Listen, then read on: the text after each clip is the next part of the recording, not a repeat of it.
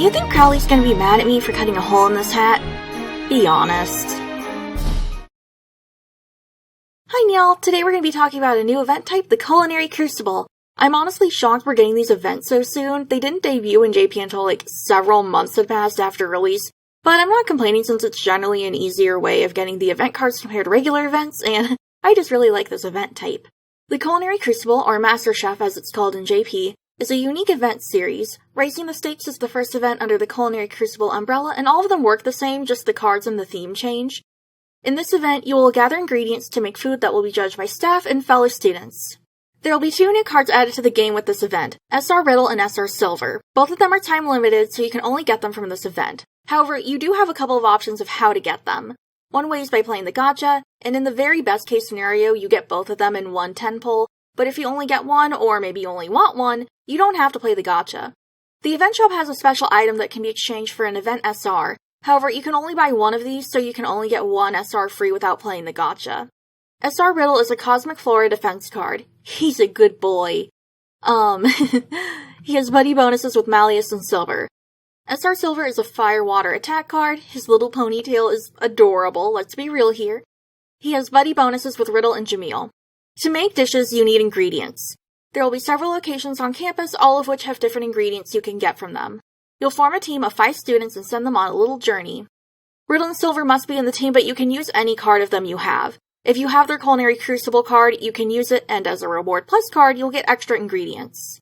The catch to getting ingredients is that it takes time, and after that time has passed, you now have the things, so you gotta wait. The procurement period can be 20 minutes, 60 minutes, 150 minutes, or 360 minutes.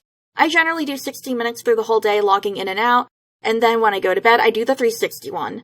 You'll need meat for every one of these dishes, so make sure you get a lot of it. That's usually the one that I do overnight. The other downside to procurement is that what you get is randomized. There have been times when I've done them and not gotten what I needed, and if I get what I need, it might not be the right quality I need. There's different ingredient qualities, and they're low, medium, high. They'll affect your dishes to an extent, so let's go ahead and talk about dishes in the event. There's 9 dishes for you to make, and the recipes will not be given to you prior. Now, usually you'd have to figure it out for yourself, but I'm going to tell you the dishes and ingredients because if you mess a dish up, it's an automatic fail and you lose ingredients. It sucks, so I really recommend that you get the recipes before the event. And as a side note, the dish names are fan translated, so they could be a bit different in EN. I mean, I doubt we're going to be getting whole new dishes, though. Okay, so we have cabbage rolls, which need meat, cabbage, and onion. Beef stew, which needs meat, carrot, potato, and demi-glace sauce. Beef steak, which needs meat and garlic. Chicken with tomato sauce is made from meat, tomato, onion, and consommé. Meat pies need meat, onion, carrot, and a pie sheet. I'm trying not to make Sweeney Todd jokes. Hamburg steak needs meat, onion, milk, and breadcrumbs. Cutlet needs meat, flour, breadcrumbs, and egg. Meat Doria needs meat, rice, cheese, and tomato. And finally, croquettes need meat, potato, onion, breadcrumbs, and egg. When you first start making dishes, it's going to be garbage. Your skill level for each dish starts at 0%, and the more you make dishes, the better you get at making them. It's important to use the right quality ingredients for your skill level. Because your level is at 0, you don't want to use high quality ingredients in your beginner dishes because it's not really going to do anything except waste your high quality ingredients. I think the general consensus with fans is that you use low quality ingredients until you reach a skill level of 60%, then medium until you reach 80%, and then you use high until you reach a full 100%, although there's some nuance to ingredients which I'll talk about in the judging section in a couple of seconds. Once you've made a dish, it's time for it to get judged. There's a lot of factors that go into your final score, some of it you can control, some not, so I'm going to try and make this as thorough but easy to digest as possible. The factors that come into your scores are skill level, the judges, and debatably ingredient quality, although that's a little, we'll get to it. We've already gone over skill level, so let's talk about the judges themselves. There will be a panel of 3 judges. The judges will be randomized from a pool and each have their own standards on which they'll score you. Now, the wiki refers to the judges' attitudes as strict, reasonable, and lenient, but I like to call them assholes, besties, and fuck everyone else, I respect you. Okay, no. So the strict judges are Vil, Malleus, idiot even though he has no reason to be, pretentious otaku jerk, and Jamil. There's only 2 reasonable judges, Jack and somehow Floyd? That man has the energy of eating moldy bread for fun, but okay. And finally, the lenient judges are Crowley, Vargas, Trey, and Deuce. And because the panel is randomized, this could really impact your grade.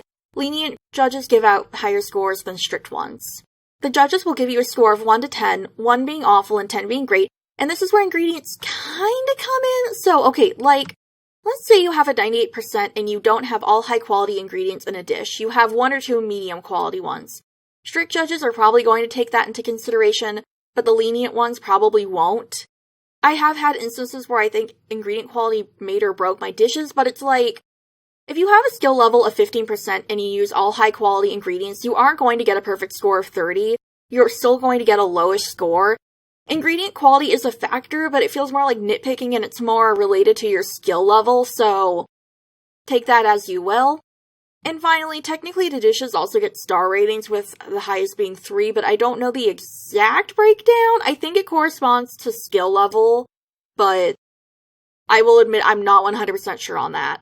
When you get your score, you also get some special items to spend in the event shop. They're called MasterChef medals in JP, although I imagine EN will rename them to, like, Culinary Crucible coins or something, since they like alliteration.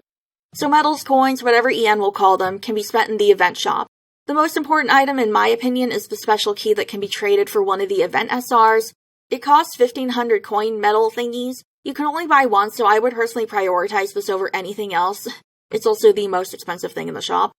If you want to clean out shop, you will need at least 11,700 coins, and that's the minimum since 2 items actually have a stock limit, and the number I gave just includes buying 1 of each. I'm going to be completely honest, I don't even know if it's possible to get that many coins during this event. How many things you can buy depends on how many dishes you cook and missions you clear, so like, I have no idea how many coins you could actually get during the event. Not to mention those missions are a one-time thing, and the fact that ingredients are time-gated, so I don't know. Plan what you want and try to get as many medals as you need. I personally only go for the 1,500 coins so I can get the key. Just know that you have a lot of options in the shop. Oh, I almost forgot. One final tidbit of knowledge is that Culinary Crucible coins, medals, whatever, do not carry over between events, so make sure you spend them all before the event ends, otherwise you lose them.